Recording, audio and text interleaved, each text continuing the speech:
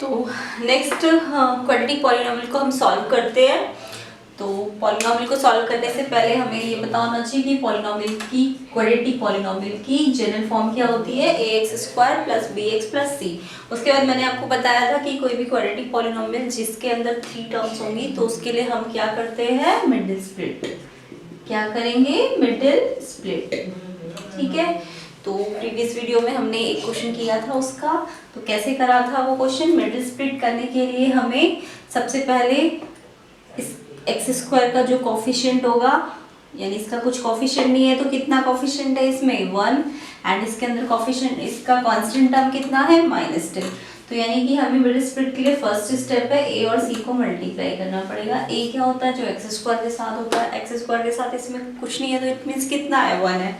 तो 1 को मल्टीप्लाई करना है किससे, c मतलब कांस्टेंट टर्म। कांस्टेंट टर्म कितनी है इस क्वेश्चन में, -10। ठीक है। तो फर्स्ट स्टेप आपको ध्यान रहेगा, तो माइनस साइन लिखने की जरूरत नहीं है, आपको जस्ट नंबर्स की जरूरत है। तो 10 × 1 = 10। ठीक है। उसके बाद मैंने आपको बताया था कि इसके जो आप फैक्टर आए हैं 10 मल्टीप्लाई करके तो 10 आया, बट 10 के फैक्टर क्या है, 10 × 1। तो ये 10 × 1 को चेक कीजिए, क्या इससे 3 आ रहा है, तो 10 को प्लस करते हैं 1 से तो 11 आएगा, और 10 को 1 से माइनस करेंगे तो 9 आएगा। तो दोनों ही केसेस में आपका 3 नहीं आ रहा। तो अगर 3 नहीं आ रहा दोनों केसेस में, तो मैंने आपको बोला था कि फिर ये जो आंसर आया, रिजल्ट आया, इसके हमें दूसरे फैक्टर्स करके देखने पड़ेंगे। तो 10 का फर्स्ट फैक्टर तो हमें मिल गया था 1 × 10, बट इसको प्लस या माइनस करके हमारा क्या नहीं आया, 3 नहीं आया। तो आपको 10 के और फैक्टर सोचने पड़ेंगे। अब देखिए 2 के टेबल में भी तो 10 आता है, कब आता है, 2 × 5 = 10। तो अब देखिए 5 और 2 को प्लस करके कितना आता है, 7, जो कि यहाँ नहीं है, लेकिन 5 को 2 से माइनस करके क्या आता है, 3। तो 3 तो यहाँ है ना, तो इसमें हमें हमारा फैक्टर मिल गया 5x में से अगर हम 2x हटा दे तो वो बीच वाला नंबर यानी मिडिल टर्म आपको पता चल जाएगी, 3x। तो ये 5x - 2x कितना आ गया, 3x। तो समझ आ गया फर्स्ट स्टेप क्या करना है हमने। तो ये हमारा फर्स्ट स्टेप, तो इसको मल्टीप्लाई करना होता है, और सेकंड स्टेप क्या होता है, इसके फैक्टर्स फाइंड करने। तो ये आपका क्या होगा, सेकंड स्टेप। और ऐसा फैक्टर फाइंड करना है इस 10 का कि उससे उन फैक्टर्स को प्लस या माइनस करके किसके आ जाए, आपकी मिडिल टर्म आ जाए। तो ये फैक्टर्स हमें मिल चुका है, 5 × 2 10 भी होता है, और 5x में से 2x अगर आप माइनस करते हो तो वो कितना आता है, 3x। तो अब हम क्या करेंगे, इसे सॉल्व करने के लिए x² एज इट इज रखेंगे, -10 भी एज इट इज रखेंगे, 3x को कैसे लिख देंगे, 5x - 2x। अभी आप ब्रैकेट में लिखिए। अब देखिए यहाँ प्लस है, अगर यहाँ प्लस है तो ये तो एज इट इज आ जाएगा, बट अगर यहाँ माइनस होता तो यहाँ के साइन क्या हो जाते, चेंज हो जाते। तो इसलिए ब्रैकेट में लिखना जरूरी है, क्योंकि कई बार क्वेश्चन में यहाँ माइनस होगा, तो आपको फिर ध्यान रखना है, ठीक है, साइंस का। तो x², अब ये प्लस है तो अंदर वाले जो है साइन एज इट इज आ जाएंगे। उसके बाद मैंने आपको थर्ड स्टेप में बताया था कि पेयरिंग होगी। पेयरिंग करने के लिए आपको पहले इन दोनों में से कॉमन लेना है और फिर इन दोनों में से कॉमन लेना है, ठीक है। तो ये ध्यान रखना है। तो x² और 5x में से क्या कॉमन आ सकता है, x। तो इसमें से बचेगा, कैसे बताया था, इसको इससे डिवाइड करेंगे, इसको जो बाहर कॉमन लिया होगा उससे डिवाइड किया जाएगा। तो ये x⁻1 है, तो x⁻2 से x⁻1 कैंसिल, तो x⁻1 बचेगा, यानी x बचेगा। फिर आप इसको इससे डिवाइड कीजिए, 5x को किससे डिवाइड करना है, जो आपने कॉमन लिया है। तो अंदर क्या बचेगा, 5। तो हम पहले कॉमन लेते हैं और फिर कॉमन को पहले इससे डिवाइड करते हैं, तो यहाँ लिख देते हैं। फिर जो कॉमन लिया फिर उसको इससे डिवाइड करते हैं, तो यहाँ लिख देना है। ऐसे ही यहाँ से कॉमन क्या आ सकता है, देखिए 2 और 10 किस टेबल में एक साथ आते हैं, 2 के टेबल में। x यहाँ है बट यहाँ नहीं है, तो 2 ही कॉमन आएगा दोनों में से। और देखिए यहाँ माइनस साइन है तो यहाँ भी माइनस साइन आ जाएगा, अगर यहाँ प्लस साइन होता तो यहाँ भी प्लस साइन आ जाता। अब हमें देखना है कि अंदर क्या बचा है, तो वैसे ही करना है, 2 को 2x से डिवाइड करेंगे तो 2 से 2 कैंसिल, तो जस्ट क्या बचेगा, x। फिर इसमें से देखिए क्या बचेगा, तो इसको इससे क्या करना है, डिवाइड। जो भी कॉमन होता है उसको इससे भी डिवाइड करेंगे, तो ये आ गया, और इससे डिवाइड करेंगे तो बताइए क्या आएगा, 10 में से 2 को डिवाइड करेंगे तो कितना आएगा, 5। तो जो भी कॉमन लिया होता है आपने, उससे कॉमन को इस टर्म से डिवाइड करते हैं, फिर इस टर्म से डिवाइड करते हैं, फिर इस टर्म से इसको डिवाइड करेंगे, फिर इस टर्म से इसको डिवाइड करेंगे, जो जो बचेगा वो आपको ब्रैकेट में लिखना है। अब देखिए बाहर माइनस है और ये माइनस है, तो माइनस अगर साइन होता है तो अंदर के साइन क्या हो जाएंगे, चेंज हो जाएंगे, क्योंकि हमने ब्रैकेट लगा दिए। तो ये माइनस है, तो ये देखो माइनस था तो ये प्लस हो गया, और ये भी माइनस है तो ये भी क्या हो जाएगा, प्लस हो जाएगा। उसके बाद मैंने आपको बोला था कि आप इसे कैसे चेक कर सकते हो कि आपने ठीक किया अभी तक के सारे स्टेप्स। तो आपको ये ब्रैकेट देखनी है क्या सेम आ रही है, अगर ये सेम है ब्रैकेट्स तो इट मीन्स आप ठीक कर रहे हैं।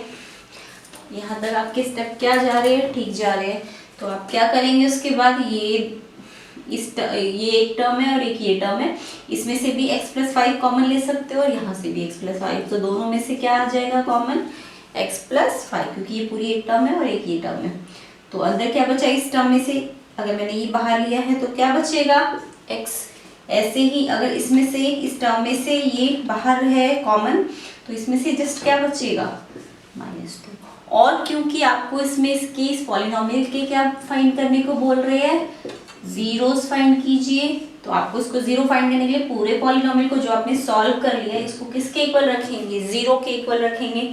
फिर जीरो के इक्वल रखेंगे तो x+5 भी जीरो हो सकता है और x-2 भी आपका जीरो हो सकता है। तो x की वैल्यू +5 है तो यहाँ -5 हो जाएगा, और अगर -2 है तो इधर साइड में जाके +2 हो जाएगा। तो x के दो वैल्यूज है जो कि आप अगर इस पॉलिनोमियल में रखते हैं x की वैल्यूज को, पहले ये वाली वैल्यू, तो भी ये पूरा पॉलिनोमियल जीरो हो जाएगा, और अगर सेकंड वैल्यू रखेंगे इसमें तो भी ये पूरा पॉलिनोमियल जीरो हो जाएगा। इसलिए ये क्या है, इस पॉलिनोमियल के जीरोस है। ठीक है, तो अब इसमें हमें एक और चीज बोली जाती है कि हम इसमें एक रिजल्ट देखते हैं कि जो जीरोस आए हैं, ये जो दो जीरोस आए हैं पॉलिनोमियल के, तो हम लिखेंगे गिवन पॉलिनोमियल के जीरोस क्या आए हैं, -5 और 2। एक्चुअल में इन जीरोस को हम कुछ स्पेशल नेम देते हैं, alpha first zero and second zero को हम नेम देते हैं बीटा। तो जीरोस को हम एक और नाम से बोल सकते हैं रूट्स। तो alpha first root and beta second root. और क्योंकि ये क्वाड्रेटिक पॉलिनोमियल है, कैसा पॉलिनोमियल है ये, क्वाड्रेटिक, तो क्वाड्रेटिक पॉलिनोमियल में कितने जीरोस आते हैं, 2 जीरोस आते हैं, क्योंकि क्वाड्रेटिक की डिग्री कितनी होती है, मैक्सिमम 2, तो इसलिए इसके अंदर जीरोस भी कितने आते हैं, 2। तो इसका फर्स्ट जीरो है अल्फा, सेकंड जीरो है बीटा। तो अगर हम सम ऑफ जीरोस फाइंड करें, सम ऑफ जीरोस, तो सम ऑफ जीरोस का मतलब हम इन जीरोस को ऐड करेंगे। अब इसको ऐड करने से ये -3 रिजल्ट दे रहा है, और देखिए मैं -3 को ऐसे तो लिख सकती हूँ -3/1। तो आपको क्या दिखाई दे रहा है कि इनमें से अगर मैं से इस पूरी इक्वेशन को इसकी जनरल फॉर्म से कंपेयर करूं ax² + bx + c से, तो ये जो -3 आपको वैल्यू दिख रही है, ये किसकी है, इनमें से a की है, b की है या c की है। तो ये जो -3 है एक्चुअल में ये b की है, ठीक है, तो ये b है, बट b आपका एक्चुअल में +3 है, तो ये यहाँ माइनस लगा है, तो यहाँ भी क्या आ जाएगा माइनस। और 1 क्या है आपका, इसमें a = 1 है ना, तो यानी कि सम ऑफ जीरोस यानी अल्फा और बीटा का अगर हम सम कर दे तो वो किसके इक्वल होता है, -b/1। क्या था आपका क्वाड्रेटिक पॉलिनोमियल में 1 क्या है, a, तो 1 क्या है a एंड 3 क्या है b, और यहाँ माइनस है तो यहाँ भी माइनस। तो सम ऑफ जीरोस क्या होता है, -b/a के इक्वल। एंड ऐसे ही हम प्रोडक्ट निकालते हैं अगर जीरोस का, प्रोडक्ट ऑफ जीरोस। तो अगर प्रोडक्ट ऑफ जीरोस फाइंड किया जाएगा तो प्रोडक्ट का मीन्स इनका ये जो जीरोस आए आपके, इनको मल्टीप्लाई कर देंगे। तो मल्टीप्लाई करेंगे तो 5 2 10। अब देखिए ये -10, अगर ये इसके नीचे मैं 1 लिख दूँ तो बात तो वही है कि -10 ही होगा। तो अब इसमें चेक कीजिए -10 यहाँ पे क्या है, c की वैल्यू कितनी है -10, तो एक्चुअल में -10 क्या है c, और 1 क्या है इस पॉलिनोमियल के अकॉर्डिंग a। तो यानी कि प्रोडक्ट ऑफ जीरोस को हम क्या कह सकते हैं, अल्फा × बीटा।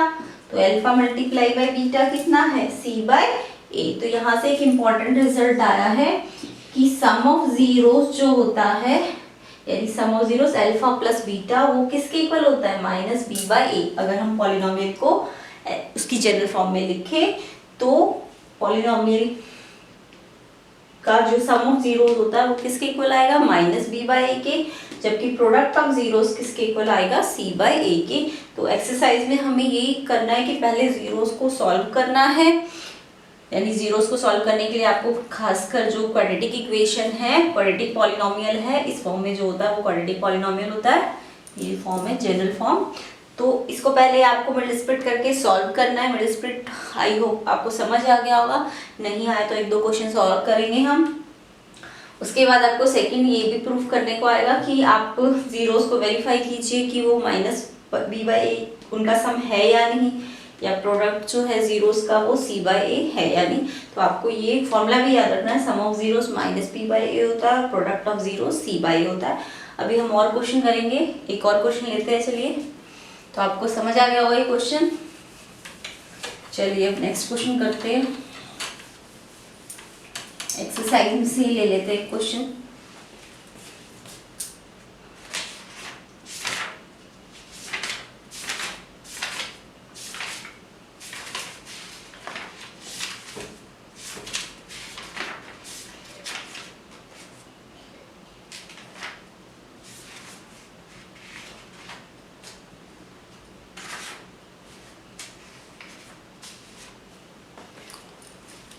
चलिए ये आपकी एक्सरसाइज का क्वेश्चन है, एक्स स्क्वायर 2x प्लस 8। ठीक है, एक्सरसाइज 2.2 का ये क्वेश्चन नंबर 1 का फर्स्ट पार्ट है। तो इसमें आपको यही बोला है कि आपको जीरोस फाइंड करने हैं क्वाड्रेटिक पॉलिनोमियल के, उसके बाद इसके जीरोस के और कोफिशिएंट्स के बीच में रिलेशनशिप भी फाइंड करना है, प्रूफ करना है। तो